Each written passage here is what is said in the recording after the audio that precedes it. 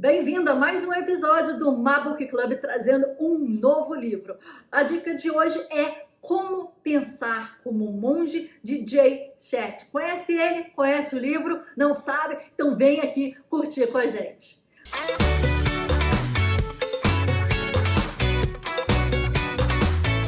Como vocês sabem, o Mabook Club é um clube do livro, focado em criatividade, em arte e em empreendedorismo. A gente tem mais de 80 vídeos já sobre livros em que a gente traz a resenha, os pontos mais importantes e troca uma ideia com você que quer sempre aprender mais. Se você ainda não conhece, siga a gente nas redes sociais e se liga aqui no YouTube para mais vídeos de resenhas de livro. Mas vamos lá! Esse livro foi indicado pelo meu cunhado e ele falou uma história super legal do Jay.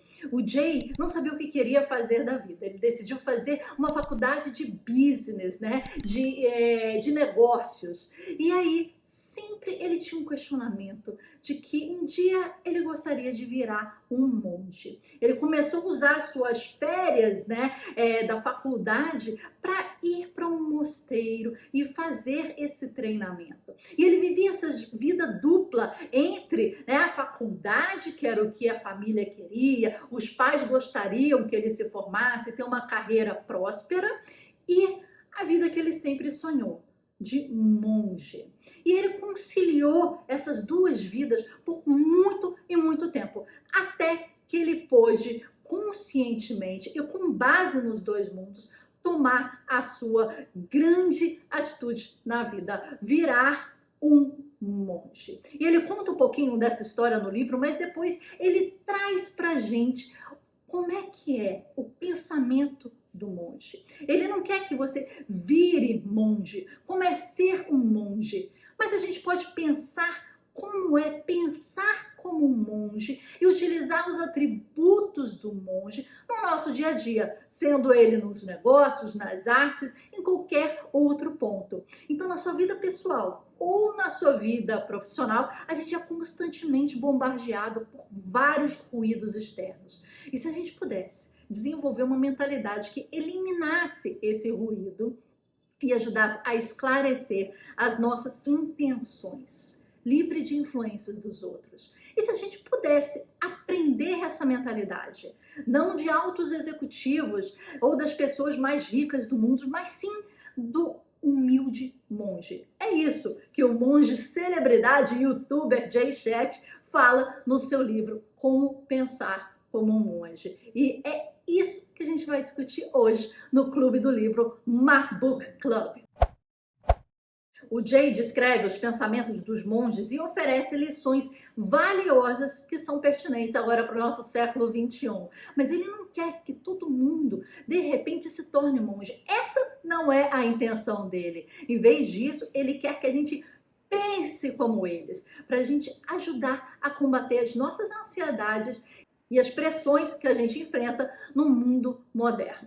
Esse livro está dividido em 3 grandes partes. Eles são Let It Go, Let It Go, Let It Go, se desapegue, isso sim. Let It Go, se desapegue é a primeira parte do livro. Depois vem a parte chamada Grow, quer dizer cresça, e a última parte é Give, doe.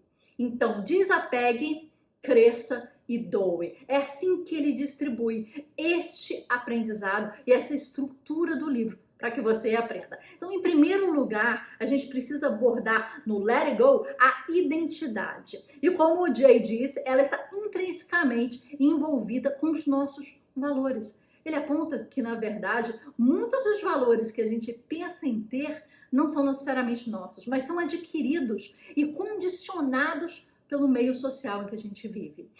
Ele fala que quando a gente se desliga das opiniões, das expectativas e das obrigações do mundo ao nosso redor, a gente começa a se ouvir.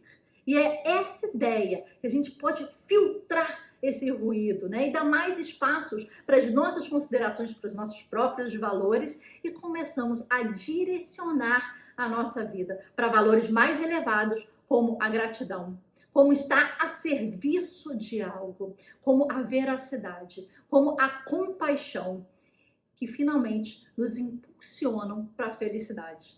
para a realização e para o significado. E longe de valores, né, inferiores, como a ganância, a luxúria, a raiva, a inveja, em que, em última análise, apenas nos empurram para a ansiedade, para a depressão e para o sofrimento. E não é isso que você quer.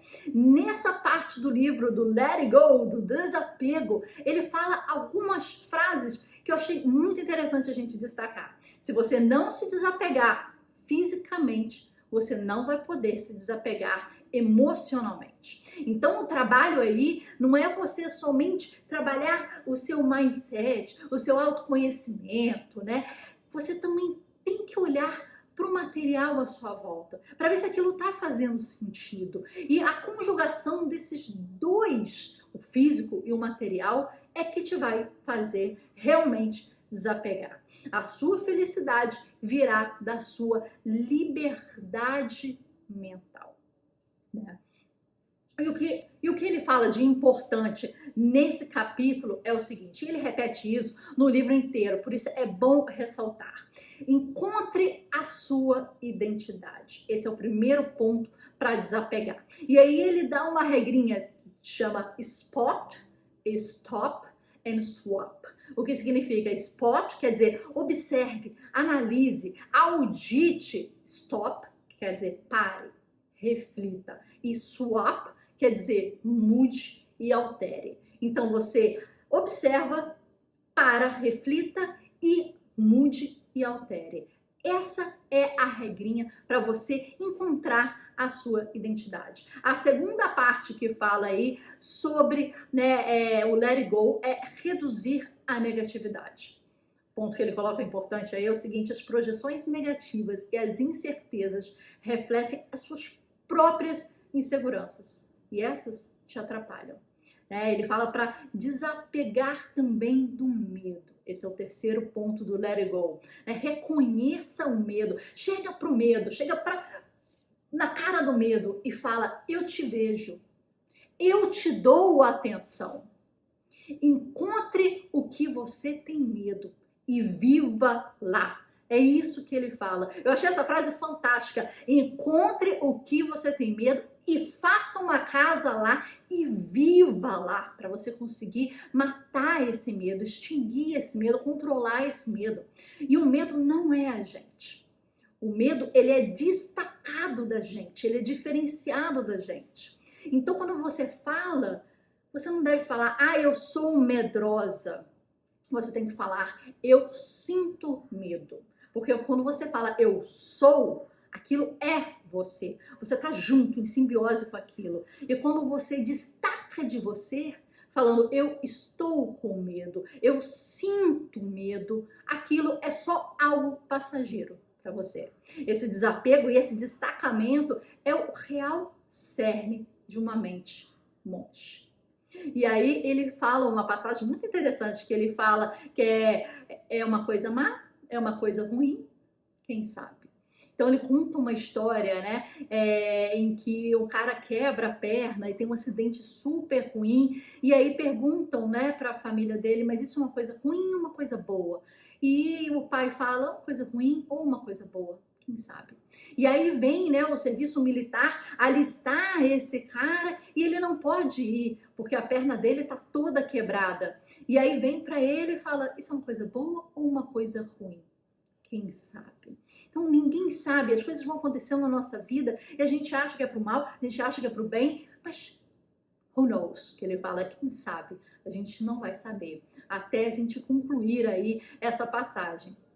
E ele coloca outro ponto que eu achei muito importante a gente ressaltar aqui, em que ele fala de quem você quer aprender. Dos sinais, dos problemas ou dos resultados. Você tem essa opção. O sinal é antes, o problema já é durante e os resultados já é depois. Se você for aprender dos resultados, acabou. Você pode aprender para uma próxima. Mas se você estiver aprendendo dos sinais, se aí você estiver já raciocinando, você pode não ter problema, pode não ter resultado de problemas. E aí você tem que escolher de quem você quer aprender. O outro ponto é o seguinte, aprenda a viver intencionalmente. Os grandes motivadores da nossa vida são o medo, o desejo, o prazer, o dever, a riqueza e o amor. São esses 6 itens que são os nossos grandes motivadores. Mas independente da sua motivação, a nossa busca nunca é por uma coisa, nunca é por algo material. Ela é por um sentimento em que essa coisa propicia. Isso que tem que ficar claro. Nossa busca no final é por sentimentos e não pela materialidade de coisas ou de situações. Aí ele fala o seguinte: como é que a gente vai entender a real intenção de uma pessoa? A gente está falando de motivações, a gente viu 6 motivações, mas a real intenção de uma pessoa, como é que a gente entende? Para entender se a gente está puro naquilo, se a gente está realmente bem intencionado, ele fala: faça o exercício dos 5 porquês. Para quem já viu o nosso vídeo aqui, review sobre o curso, sobre técnicas de criatividade do Murilo Gun, uma das técnicas que ele ensina da criatividade são os 5 porquês que o Jay Shetty fala aqui. E eu vou colocar aqui em cima para você o link desse vídeo, que fala sobre dicas e exercícios de técnicas de criatividade. Então, vamos lá. Ele fala 5 porquês, que esses 5 porquês vão revelar o seu real valor, a sua real intenção por detrás de uma ação. Então, pergunte: eu estou fazendo X. Por que você está fazendo X? Ah, por que Y? Por que eu estou fazendo Y? Faça 5 perguntas tentando afunilar esse porquê, para você chegar na real intenção.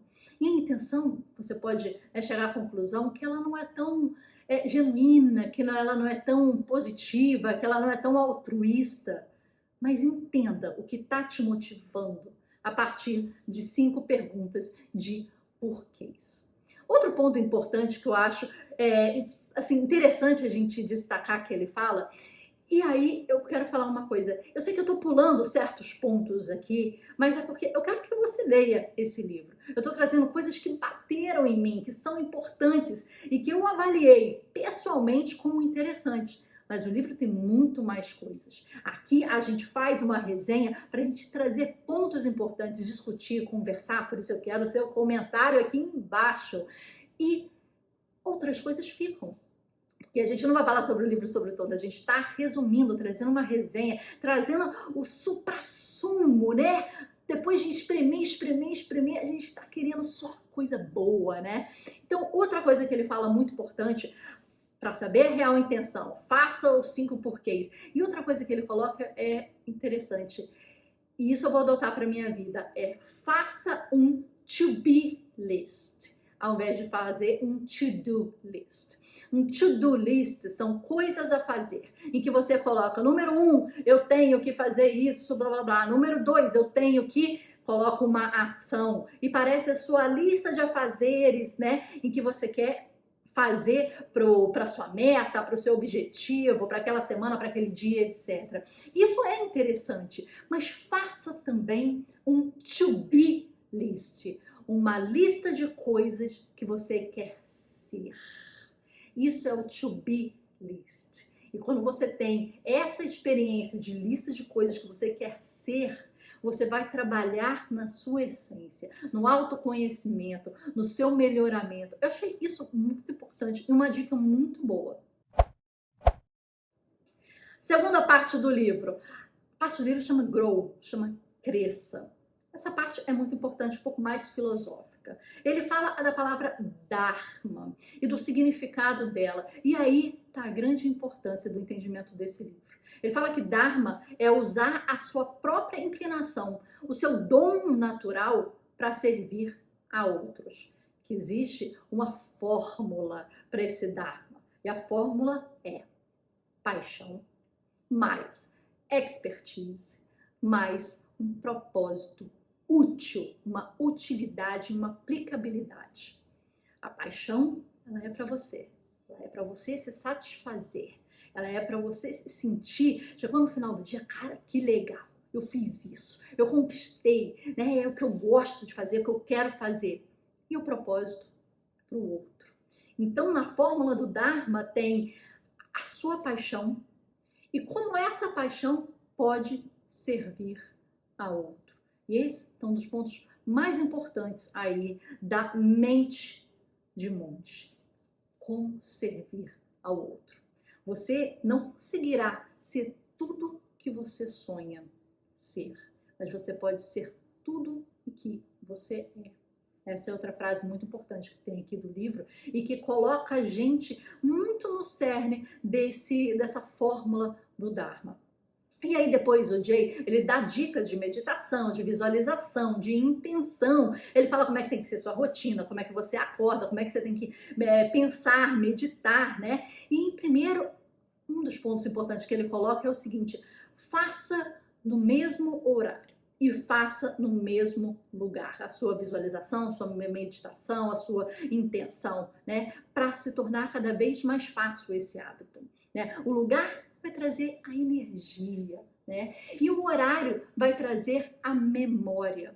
E ao tentar visualizar, você tem que pensar. É difícil mentalizar. Às vezes a cabeça vai, a cabeça volta, a cabeça vai, a cabeça volta. E aí ele dá uma dica prática. Ele fala: pense bem praticamente. Quais são as 5 cores que eu posso ver?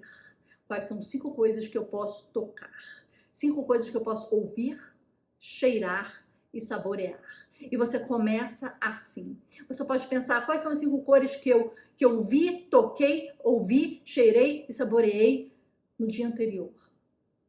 E você começa a concretizar, a deixar mais material aquele pensamento e agradecer. Terceira parte do livro, vamos lá, a parte de doar. O que ele fala? Ele fala que a gratidão, ela vem pela doação e de estar a serviço do outro. Essa tá na fórmula do Dharma, né? Ou a uma causa, a serviço do outro ou a uma causa. O maior propósito da vida é viver por uma causa, assim como a própria natureza faz e o próprio universo faz. A natureza, ela tá a serviço do outro, né? A chuva chove para molhar e para dar frutos e flores. Depois o sol vem para esquentar, né? E fazer a fotossíntese. Depois é um atrás do outro. A natureza, ela se serve. A natureza, ela está a serviço dela mesma. Ela se ajuda. Né? As coisas vão se ajudando, vão se fazendo. Né? Servir a uma dor pessoal, uma dor muito forte sua, e servir a dor que te dói mais com o seu Dharma. Essa é a razão da vida, segundo ele. Sirva a sua maior dor. Onde dói mais para você? Qual a sua maior dificuldade? Né? Qual o seu maior desafio? É ali que você tem que servir. Lembra que ele falou, né? Qual o seu maior medo? More dentro desse medo. Qual é o seu maior desafio, o seu maior dor pessoal? More dentro disso e sirva a isso. Isso é muito pessoal para você, cada um tem uma coisa, mas sirva com o seu Dharma. Quer dizer, sirva com um propósito, sirva com a sua paixão e sirva com uma utilidade, uma aplicabilidade aos outros. E tem uma frase que ele cita do Neil deGrasse Tyson que é muito interessante. Ela fala o seguinte: estamos todos conectados um ao outro biologicamente. Para a Terra, a gente está conectado quimicamente. Para o resto do universo, atomicamente. Olhe para o universo para tentar fazer sentido à sua vida. É isso, nós somos parte de um todo. E ao final, se eu puder colocar aqui a minha grande impressão do que é, de fato, esse pensamento de monge, é um pensamento de autoconsciência a serviço da sociedade, a serviço do outro. Então fica aqui a grande lição e a grande mensagem desse livro. Se você curtiu, dá um okzinho aqui, comente, isso faz muita diferença pra gente, isso é muito importante pra gente. A gente está aqui é uma troca, né? Eu quero trocar com você, eu quero conversar com você, eu quero interagir, vamos nos falar.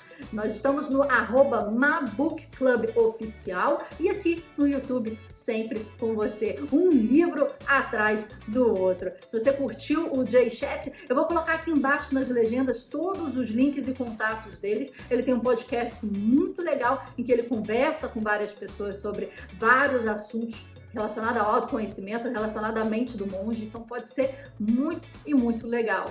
Até a nossa próxima leitura, até o próximo livro. Te vejo aqui.